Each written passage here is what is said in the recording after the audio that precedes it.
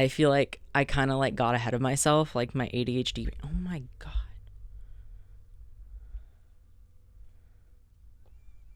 Week 7 of The Artist's Way, recovering a sense of connection. I wanted to start by saying the reason I'm starting to take longer to do my check-ins is because not only I've been like really busy with work and other projects that I've been inspired to do because of this. I'm also trying to like fight back against this sense of urgency that I have to like get it done in 12 weeks, or otherwise I'm like failing or missing the point, when the actual point is that I need to be treating myself gently and preciously during this time, because it's not about pushing myself, it's about really nurturing and not rushing myself through this recovery. Also, the topics of the week have just started to become a little bit more nebulous, and I just need more time to make sure I'm really processing the material and not rushing myself, because that's the last thing I want to do. For me, this isn't about just like finishing and consuming the book and moving on to the next thing. This is about my creative health. And that's going to look different for everyone. And the way I am mentally and just like how I am in my life, it's just going to take as long as it's going to take. But okay, diving into week 7 is really interesting because I feel like I kind of like got ahead of myself a little bit. Because I was talking about like the David Lynch metaphor that he talks about with like the fish and the river. I was talking about that a couple weeks ago, and Julia brings up this kind of exact concept, which I thought was really interesting, and it made me wonder if like one had gotten it from the other, or if they just like both like independently like thought of this philosophically about art. And however it may be, I still think it's really cool. So Julia says, art is not about thinking something up. It's about getting something down. Instead of reaching for inventions, we are engaged in listening. And I think that goes along with the David Lynch metaphor, because when we create, we're not inventing some new idea. We're engaged in the act of listening. We're engaged in the act of letting the idea come to us through our various ways of inspiration. And then we figure out how the pieces fit together. Like, we're not inventing something new. We're like drawing something up and figuring out how we are going to express it. So we're not creating the fish. We're listening for how we're supposed to prepare it. Julia says we are more the conduit than the creator of what we express, and we are the instrument more than the author. My partner and I were actually having a conversation about this like little section because I was reading them my notes, and they mentioned that they once heard someone talk about songwriting, in the sense that it's about figuring out how the puzzle pieces fit together rather than creating something from scratch, like drawing bits and pieces out of the ether that are just barely obscured, and like it's your job as an artist to decipher them, essentially. Like, you're not inventing something new, you're the conduit, you're the instrument for those ideas. We also ended up talking about how when it comes to creativity, it's better to focus on what feels good and like what feels right for you, rather than being overly concerned with what is the most correct way to do this, like what is the most correct way to execute this idea. It's more like intuitive than that, which I thought was a really good point and went along really well with week 7's material. And this also, like, doing something the way that feels right rather than correctly, speaks to how Julia emphasizes moving from thinking about something to actually getting something down. It's about taking action on that idea rather than just like rotating it around in your head and thinking about it. Also, sorry if you can hear my cat meowing. She gets really mad when doors are closed. So this leads into the section about risk. Julia says, the success of a creative recovery hinges on our ability to move out of the head and into action. Basically, we need to let go of thinking of every possible outcome and just get something down. Instead of willing to be a beginner or being willing to do something badly, she says, we opt for setting our limits where we feel assured of success. And by doing this, we are creatively strangling ourselves. How can we ever innovate if we never do anything beyond what we 100% know that we will be successful at? I think it was really good for me to hear this.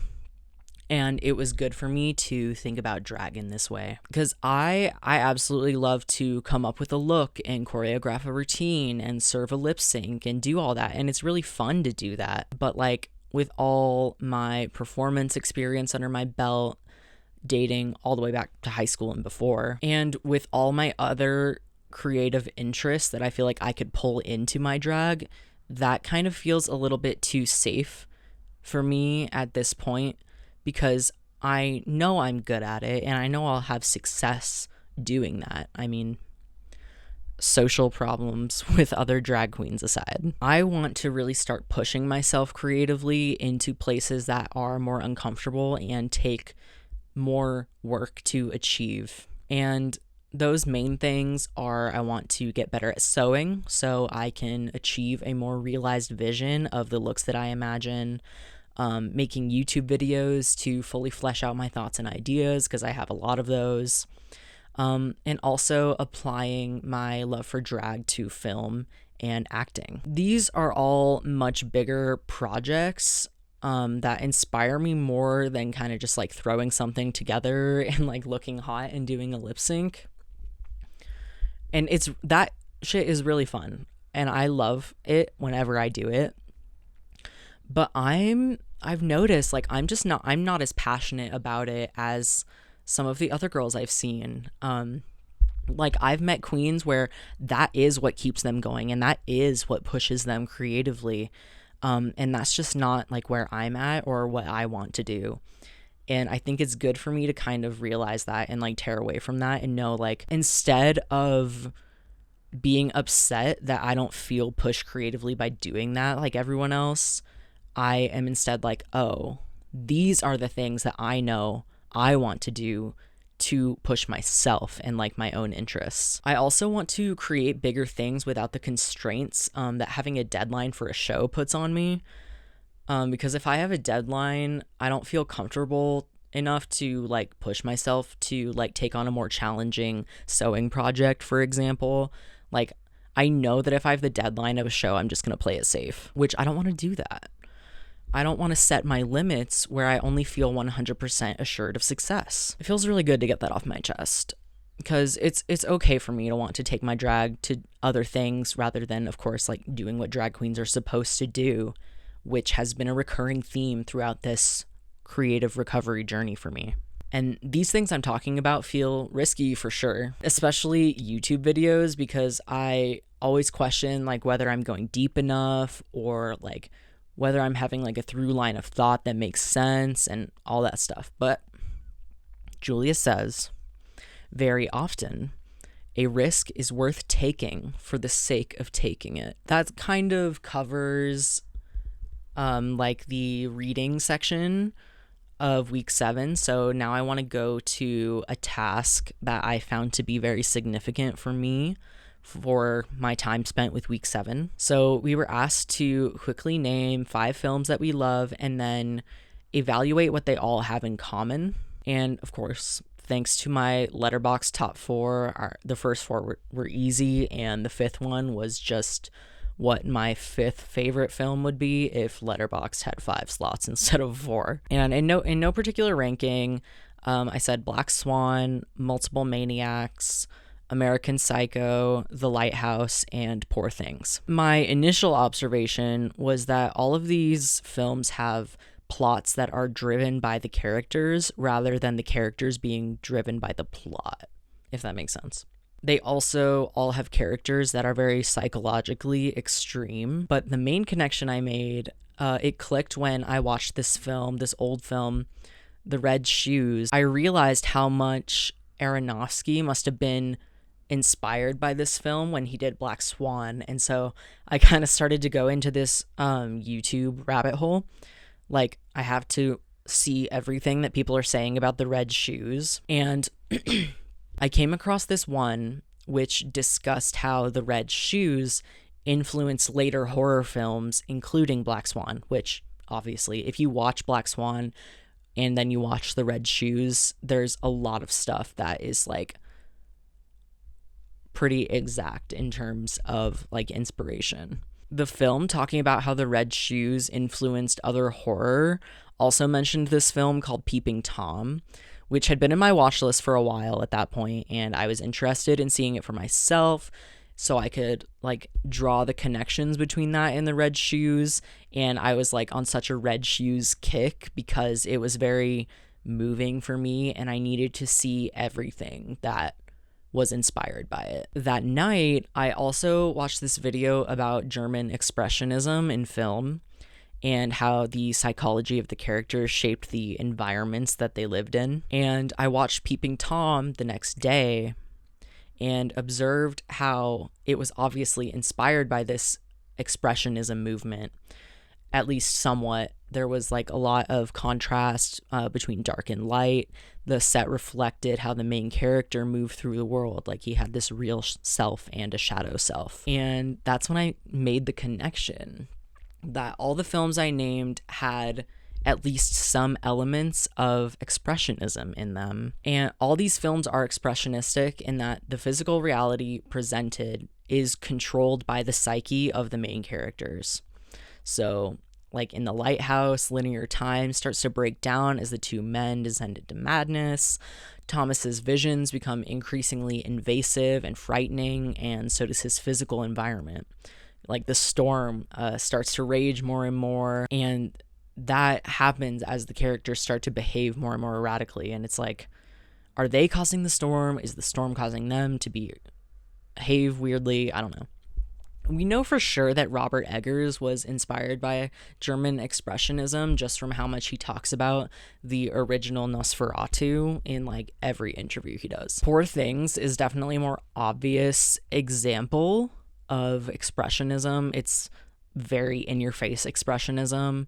The way the sets are a direct result or reflection of Bella's mind and development. Like her inner world is directly reflected in the physical world. In Black Swan, so Nina's sanity starts to break down, her visions start to become more and more unsettling until it's difficult for her and the audience to tell what's real and what's not. Like, her psyche is escaping and warping reality. I saw someone compare this film to The Substance in order to make a point about expressionism versus realism, but I don't know that I necessarily agree that Black Swan is a good example of realism. I do agree that the environment in Black Swan is more rooted in realism than in The Substance, which is like another very like in-your-face expressionistic film. But Black Swan still has expressionist elements in that Nina's physical world is shaped and transformed by her inner reality, which to me counts as expressionism. As for Multiple Maniacs, I feel like it's a bit more of a reach to talk about the expressionism in this one. I wouldn't say it's a distinctly expressionist film, but it does have expressionist elements, especially with like the surreal depictions of the Stations of the Cross. I feel like that's the point in the film where things like start to get really weird and like reality starts to like blur with Divine's mind, because in the next scene after the Stations of the Cross and the rosary job scene, Divine walks a little boy dressed as baby Jesus across the street. And I think the way that reality starts to shift after the rosary job is like it's supposed to show us that experience for Divine like changes her trajectory. It changed something in her, and suddenly the real world is starting to act differently in accordance with Divine's psychological changes. As she descends into madness, things that are more and more out of the ordinary start to happen, and it starts to become unclear whether it's real or it's happening in Divine's mind or Divine is creating reality. Then at the end, she's executed by the National Guard, like Jesus on the cross or something. In American Psycho, it's the same situation. So Patrick's mask is starting to slip. It becomes harder and harder for him to contain his true self within the outer self that he presents to the world, and reality just starts to fall apart. As Patrick starts to spiral out of control, so does the reality that's presented to the audience. All of this to say, it was really interesting how this simple exercise led me to a new understanding of the through lines of my taste. By making these connections, I was able to really pin down why I love these films and why I love other films that have similar elements. So I would say sense of connection recovered. I think one of the reasons why I'm drawn to films that have these elements is because as someone who is like extremely emotionally dysregulated, working on it, but I have always felt like my emotions are so strong that I can't control them. Like my emotions control me. And when you feel controlled by your emotions, it starts to heavily affect your reality, especially combined with other symptoms of mental illness like paranoia. And so I'm left with this new understanding of myself, a new understanding of what idea fish I would like to catch and prepare. And that's really exciting. I'm moving more fully into letting my mind wander rather than trying to stay so rooted in what I think will warrant me instant success. I'm enjoying playing rather than stressing about when I'm going to make my next piece or what it's going to be. Like things are starting to like really have a flow instead of me just like Jimmy Neutron over here trying to like come up with some fucking brain blast. And right now I'm filling the well and letting the ideas come. I'm not straining to invent something, but letting myself be the conduit for outside things that inspire me. Unfortunately for all of you, my artist days this week, well, in these last few weeks, it was private. So I won't be sharing about it, but just know that it happened and it was meditative and it was spiritually fulfilling for me. Week 8 is about recovering a sense of strength, and I've already been reading it and working through it at the time that I'm recording this, and I'll give a hint that it's about taking a deep dive into creative failures and learning to see them in a way that propels us forward rather than keeping us stuck in the past. So I'm excited to talk more about that when the time comes. Until next time, and who knows when it's going to be.